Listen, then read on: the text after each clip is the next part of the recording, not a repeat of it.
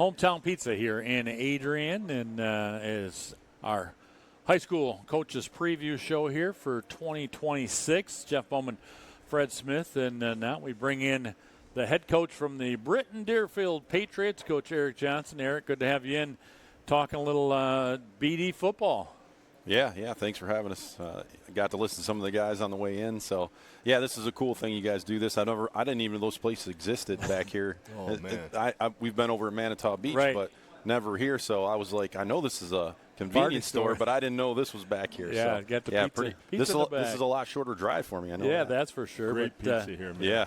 10th year and 44-44 going into this season. So yeah, just that we were 2-16 the first 2 years, so we've made a little bit of a turnaround. Yeah, so year 10, year 19 as a head coach, year 31 as a football coach. Wow. You're too young for that, Coach. Yeah. I'm 50. I'm 50 years old. Turned 50 this year. Well, again, you lost some guys, but when you look at Karpinski and Allshouse coming back, you got some good guys there to build around. Yeah, we definitely have a good group of seniors. There, 8 of them. All of them have gotten a lot of experience playing football over the last couple of years. Some of them but were on our team as sophomores, as depth guys. It starts with Allhouse and Karpinski, both All-State guys returning. I mean, we have speed. There's no doubt about that in the backfield. And in an 8-player game, that can be a really good thing. So, you got Caden Allshouse in the backfield, obviously Trevor.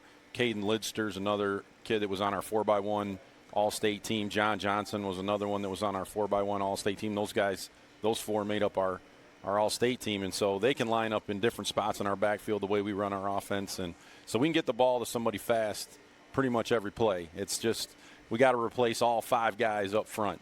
Mm-hmm. We've started those guys graduated last year. They started as juniors and seniors, all 5 of them. So it's all new 5 guys up front. So that's where we need to – that's where we're going to have to see growth. That's where we're going to have some competition. And we're not real deep in those spots. So there might be some guys that have to step in there that haven't been a guard or a center before. Still utilizing that single wing aspect? We do. It's been it was a good transition for us a few years ago when we went to it.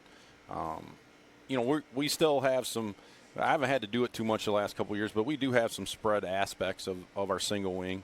And so we may do some more of that this year with the speed that we have and just kind of spread it out a little bit more. But that's our base. That's where we start. That's kind of where we hang our hat.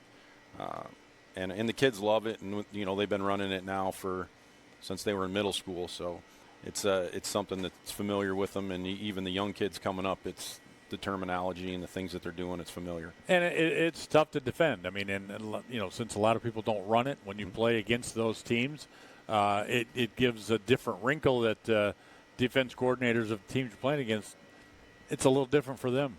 Yeah, it's it's like the T in 11-man. You got to play disciplined defense. You can't just fly around everywhere. You're going to be out of spots, and we're going to hit you for a big play. So you just got to learn to play disciplined defense.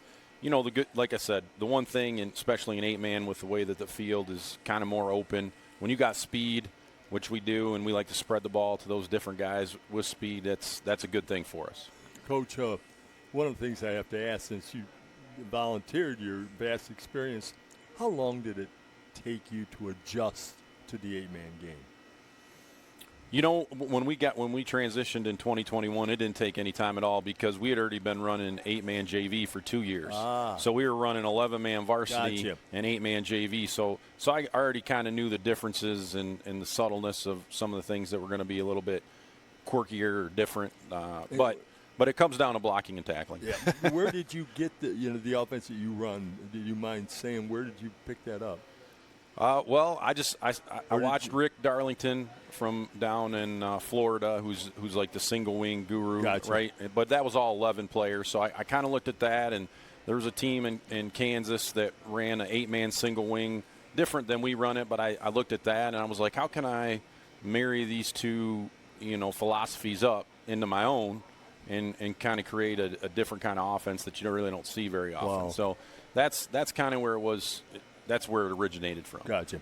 For you coming into that and what you're still learning in, offense or defense, what's the harder thing for kids to learn to play the 8-man side? I mean, to adjust with what's going on. Man, I think defense is harder. I mean, I think the techniques they learn are still, techniques that are going to be that you learn in 11 player. None of that is difference, but it's harder because of the space on the field. You still have 4 guys that are eligible, yet you have 3 less defenders to cover those. Right. You'd have 5 and 11 man. We got 3 less defenders. So schematically, defense has been the toughest. And I've learned a lot over the last few years of defense. And, I same thing. I've looked around at other coaches that are real successful in the state or out of state and try to look at what they're doing and how can we incorporate some of that, but make it simple. That's the thing. It's got to be simple for the kids. Yeah. They got to be able to see it, play fast. If you make it too complicated, then forget it. You're just going to be giving up plays. Well, because that's a big thing. It's like, you stop them at the line of scrimmage by having guys up, but if you have too many up, they break that, second level.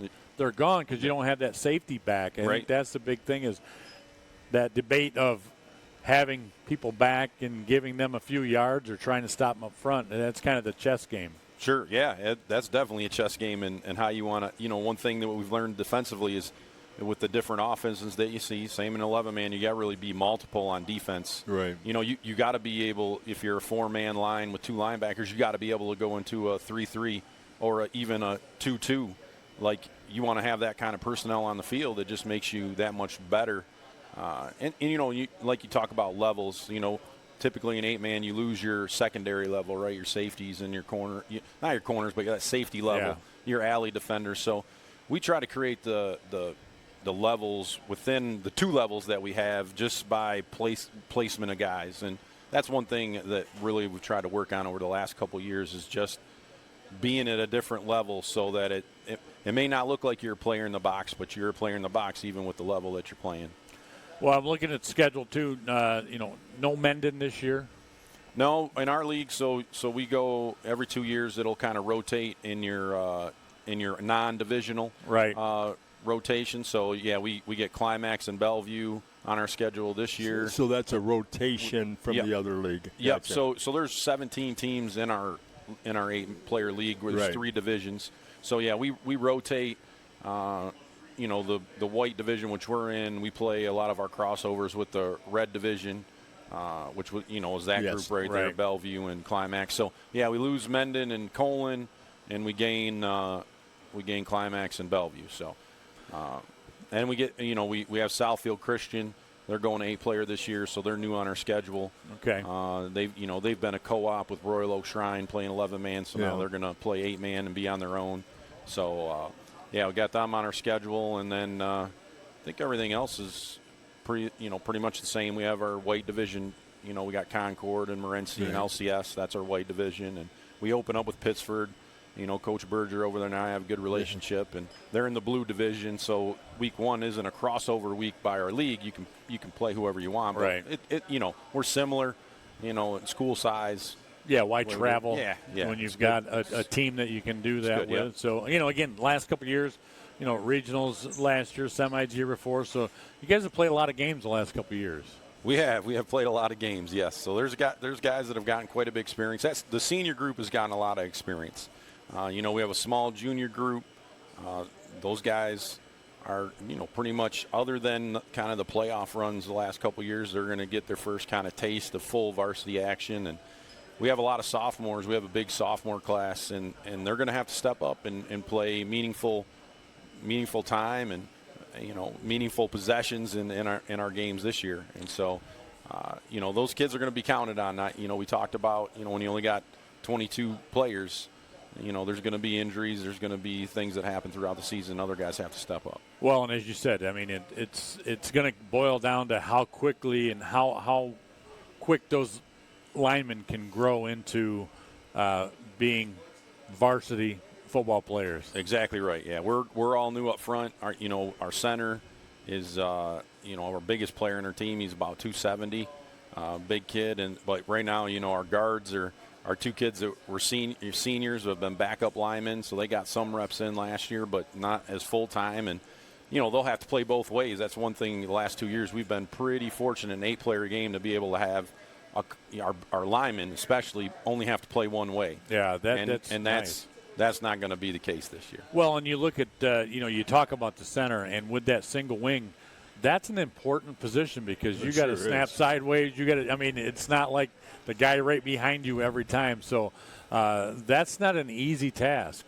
No, our center, it all starts with the snap. They know that right from the beginning. I even told, I say it in our banquets every year how important, the kid that graduated, Julian Day. I don't think he had maybe one bad snap in 2 years, and how important that is because that's where it all starts with. If we can't have a good snap, we can't run the offense that we run. Right. There's no way. Yeah, that's key. That's key. So Coach, given your schedule, who are you scrimmaging then? Given that do you go to a different area? Yeah, so we go to Waldron. That's something that we've done now the last 3-4 years. So there's Waldron there. Camden Frontier that we play in week 9 is there. But we scrimmage. It's week 9. That's like a whole other lifetime away. And then we have Battle Creek, St. Philip's there this year. Teconch is there. North Adams is there. So some schools that are in that blue division that we don't play. So we go over there and it's good scrimmage.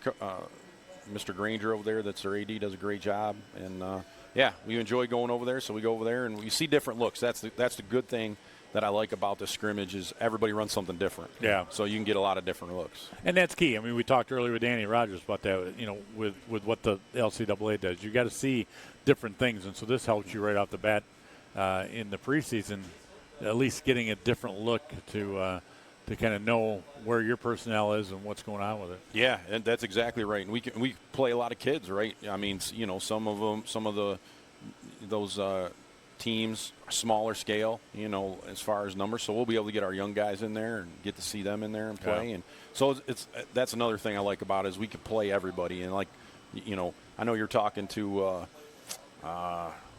who was here before? Coach from Sand Creek. Yes, yeah. Derek Hewitt. Derek, God. You were talking to him going to Addison and over there. And so, being able to play somebody that's kind of the same, right? Same, set up the same way you are. So, that's good. But seeing different looks is the biggest key, just different offenses and stuff like that. Well, Coach, we'll see you, I believe, the Morenci game. So we'll have you on the cave. But that's always a big one. Yeah. Yeah, homecoming. Yeah. Appreciate your time, and good luck this year for some Britton Deerfield Patriot football. Yeah, thanks, guys. Back to the playoffs, man. Yeah, that's the goal. There you go. All right, once again, that's Coach Erik Johnson from Britton Deerfield. We're going to take a timeout.